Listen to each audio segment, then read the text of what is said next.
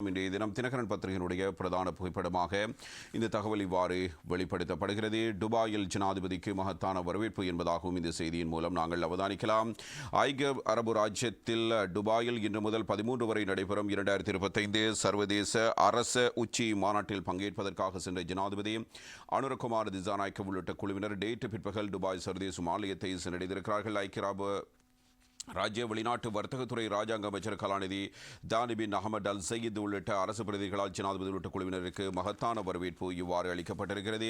இந்த வரவேற்பு நிகழ்வில் ஐக்கிய அரபு ராஜ்ய பதில் தூதுவர் தக்ஷிலா ஆர் ஆல்னோல்டோ, அதே நேரத்தில் துபாய் மற்றும் வடக்கு எமிரேட்ஸுக்கான இலங்கை கன்சூல் ஜெனரல் அலெக்சி குணசேகர உள்ளிட்ட துபாயில் உள்ள இலங்கை தூதரக பிரதிகள் குழுவினரும் கலந்து கொண்டிருக்கிறார்கள். ஜனாதிபதி அனுர்குமார் திசாநாயக்க இன்று பிற்பகல் மாஸ்டர் இன்வெஸ்ட்மெண்ட் குழுமத்தின் பிரதம நிறைவேற்று அதிகாரியும் ராசல் கைமா ஆட்சியாளரின் மருமகனுமான ஷேக் அப்துல்லா பின் முகமது அல் காசிமியை சந்திக்க இருக்கிறார்.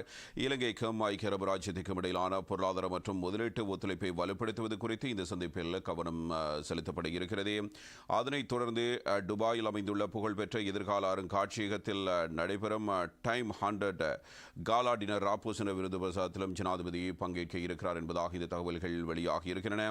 வெளிநாட்டு அலுவல்கள், வெளிநாட்டு வேலைவாய்ப்பு மற்றும் சுற்றுலாத்துறை அமைச்சர் விஜித் ஹேரத்தும் இந்த விஜயத்தில் ஜனாதிபதியுடன் இணைந்து கொண்டிருக்கிறார் என்பதை இங்கே நாங்கள் அவதானிக்கத்தக்க முக்கியமான விடயம். இதில் 4 புதிய அமைச்சர்கள் நியமிக்கப்பட்டிருக்கிறார்கள்.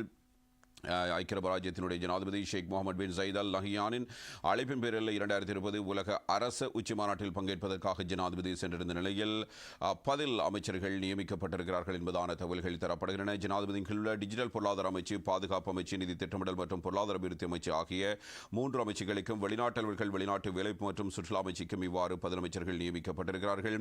டிஜிட்டல் பொருளாதார பதில் அமைச்சர், டிஜிட்டல் பொருளாதார பிரதி அமைச்சர் இரங்க வீரரத்ன, பதில் பாதுகாப்பு அமைச்சர், பாதுகாப்பு பிரதி அமைச்சர் ஆனுடைய ஜெயசேகர, நிதி திட்டமிடல் மற்றும் பொருளாதார அபிவிருத்தி பதில் அமைச்சர், தொழில் மற்றும் பொருளாதார அபிவிருத்தி பிரதி அமைச்சர் கலாநிதி ஆர் எல் ஜெயந்த பெர்னாண்டோ, வெளிநாட்டு அலுவல்கள், வெளிநாட்டு வேலைப்பு மற்றும் சுற்றுலாத்துறை பதில் அமைச்சர், வெளிநாட்டு அலுவல்கள் மற்றும் வெளிநாட்டு வேலைப்பு பிரதி அமைச்சர் அருண் ஹேமச்சந்தர் ஏற்கனவே பிரதி அமைச்சர்களாக இருப்பவர்களுக்கு இந்த பொறுப்புகள் இவ்வாறு கையளிக்கப்பட்டு ஜனாதிபதியினுடைய இந்த பயணம் அமைந்திருக்கிறது.